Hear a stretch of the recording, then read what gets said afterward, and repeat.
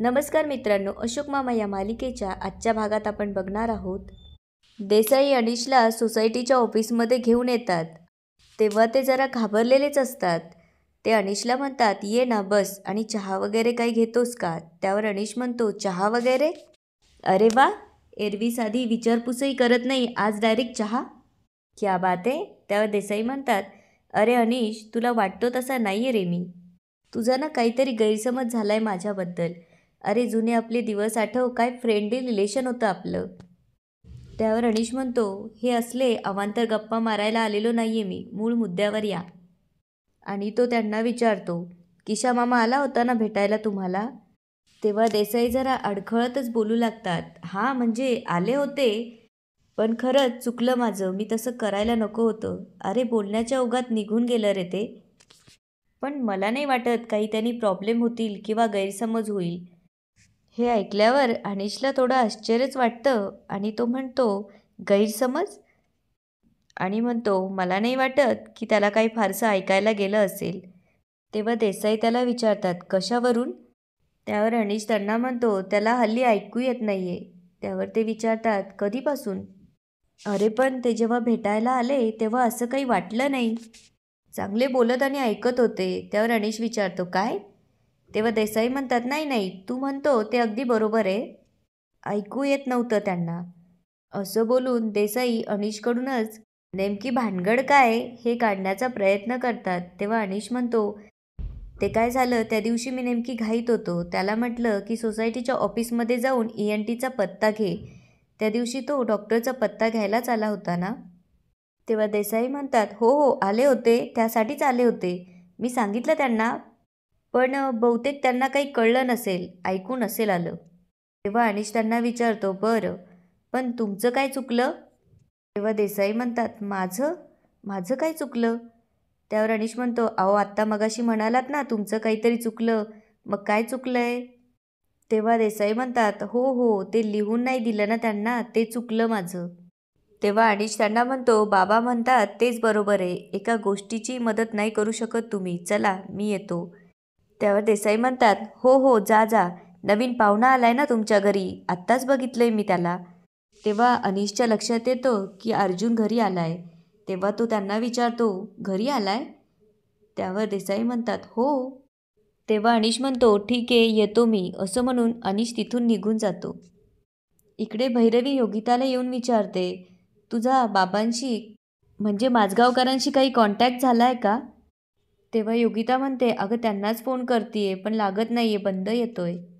तेव्हा भैरवीला मात्र टेन्शन आलेलं असतं आणि ती बोंजाळेंना म्हणते, बोंजाळे तुम्ही एक काम करा, हेड ऑफिसला डायरेक्ट जाऊन बघा. तेव्हा बोंजाळे म्हणतात, हो मॅडम मी लगेच जातो आणि बघून येतो. तेव्हा हर्षा त्याला म्हणते, थांबा, त्याचा काही उपयोग होणार नाही. आय थिंक मिस्टर माझगावकर काम सोडून पळून गेले असतील. तेव्हा भैरवी रागातच तिला म्हणते, Harsha please stop it now. त्यावर हर्षा म्हणते, भैरवी अगं तुला काही फरक पडत नाही, तुझा मित्र तुला बेंगलोरमध्ये नोकरी मिळवून देईल आणि तुझे सासरे पुन्हा घरी बसतील, पण आमचं काय? आम्ही गेले कित्येक दिवस मेहनत केली, ती सगळी वाया गेली. पुन्हा एकदा आमच्या नोकरीवर गदा आली आणि ती फक्त ने फक्त तुझ्या सासऱ्यांच्या हट्टीपणामुळे. तेव्हा मात्र भैरवी खाली मान घालून उभी राहते. तेवढ्यात निच्चुले उठून म्हणतात, भैरवी त्यांच्याऐवजी कोणी तरुण माणूस गेला असतात तर एव्हाना 4 पैसे देऊन 2 सया घेऊन आला असता, पण हे तेही करणार नाही. ह्या अशा फेऱ्या मारून असली कामं होत नसतात, सांगा त्यांना. तितक्यात अशोक मामा तिथे येतात आणि त्याला उत्तर देत म्हणतात, बरोबर आहे. तेव्हा सगळेजण त्यांच्याकडे बघू लागतात. तेव्हा अशोक मामा म्हणतात, नुसत्या फेऱ्या मारून कामं होतच नाही, तर बुद्धीने आणि सचोटीने होतात.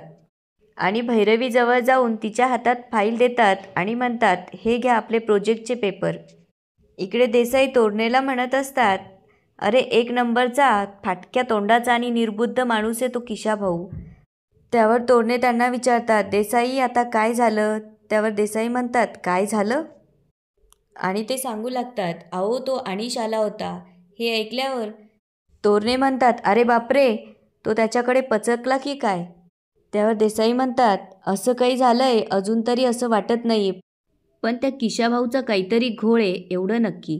तेव्हा तोरणे विचारतात, कसला घोळ? त्यावर ते म्हणतात, अहो अनिश सांगत होता की या किशाभाऊला काही ऐकूच येत नाही, पण आपल्याशी बोलताना तो तर एकदम ठणठणीत होता. मला असं वाटतं आपण माझगावकरांना सगळं सांगून टाकूयात. त्यावर तोरणे म्हणतात, अहो कशाला एवढी घाई करताय, थोडे दिवस थांबा. आणि जर हा किशाभाऊ माझगावकरांना जर गंडवत असेल तर तो आपल्या कामाचा माणूस आहे. इकडे भैरवी फाईल बघते तेव्हा अशोक मामांना म्हणते, थँक्यू सो मच मिस्टर माझगावकर. तेव्हा अशोक मामा तिला म्हणतात, हे बघ माझं काम तर मी केलेलं आहे, सह्या तर मी याच्यावर घेतलेल्या आहेत, आता फक्त राहिलं कन्फर्मेशन, ते पण 1-2 दिवसात होईलच. तेव्हा आता आपला प्रोजेक्ट कोणीही थांबवू शकणार नाही. तेव्हा हर्षा म्हणते, अहो इतक्या दिवस इतका प्रयत्न करूनही हे शक्य नाही झालं, मग आताच कसं झालं? त्यावर अशोक मामा म्हणतात, ते महत्त्वाचं नाही आहे, महत्त्वाचं हे की मी दिलेला माझा शब्द पाळला. मी म्हणालो होतो की मी माझ्या बॉसच्या इमेजला थोडाही धक्का लागू देणार नाही. तेव्हा बोंजाळे म्हणतात, अरे वा, म्हणजे हा प्रोजेक्ट एकदम दणक्यात होईल. त्यावर गायधनी म्हणतात, म्हणजे आपल्या नोकऱ्याही जाणार नाही. तेव्हा योगिता अशोक मामांना म्हणते, आणि हो ते शक्य झालं फक्त काका तुमच्यामुळे. तेव्हा सगळेजण त्यांच्यासाठी टाळ्या वाजवू लागतात. हर्षा, निच्चुले आणि तृप्ती मात्र खाली मान घालून उभे असतात. तेव्हा भैरवी हर्षाला म्हणते, हर्षा मॅडम फाईल स्कॅन करून लगेच हेड ऑफिसला पाठवा, चलो. तेव्हा हर्षा रागातच तिच्याकडून फाईल घेते. तेव्हा बोंजाले मुद्दामच निच्चुलेचा हातात हात घेऊन त्यांचं अभिनंदन करतो.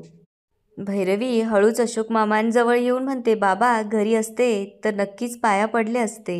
त्यावर ते म्हणतात, हे काय घर आहे का पाया पडायला? ऑफिस आहे ना हे, तू इकडे बॉस आहे, बॉस असं करतो का कधी? एक काम करा, कामाला लागा आपल्या, शिस्त म्हणजे शिस्त. इकडे अर्जुन राधावहिनी आणि किशाभाऊची वाट बघत असतो. तेव्हा राधावहिनी हळूच येऊन त्याच्या पाठीवर हात ठेवते. अर्जुन जेव्हा मागे वळून बघतो तेव्हा त्या दोघांनाही त्यांची तोंड बांधलेली असतात. हे बघून अर्जुन आधी घाबरतो आणि नंतर त्यांना हळूच विचारतो, मामी अहो असं का आलात? त्यावर ती म्हणते, कोणाला कळू नये म्हणून आम्ही असं आलो. त्यावर तो म्हणतो, हो का, बरं झालं, पण कोणाला कळालं नाही ना नक्की तुम्ही इथे मला भेटायला आलात? त्यावर ते म्हणतात, नाही अजिबात नाही.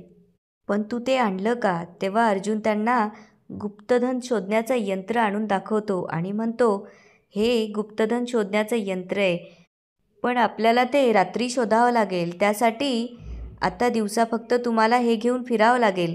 ज्या ठिकाणी ते बीप असं वाजेल त्या ठिकाणी मार्क करून ठेवावं लागणार. म्हणजे काय, आपला रात्रीचा वेळ वाचेल. आणि आता तुम्ही खजिना शोधा, कुणालाही संशय येऊ देऊ नका. तेव्हा किशाभाऊ विचारतो, हे चालवायचं कसं? तेव्हा राधावहिनी म्हणते, मी सांगतो तुम्हाला, असा हात टाकायचा, तुम्ही चला आणि ते गुप्तधन शोधू लागतात. तेव्हा अर्जुन झाडाच्या मागे उभा राहून त्यांची गंमत बघत असतो. याच ठिकाणी आजचा एपिसोड संपतो. आता पुढे काय होणार ते बघूया उद्याच्या एपिसोडमध्ये. धन्यवाद.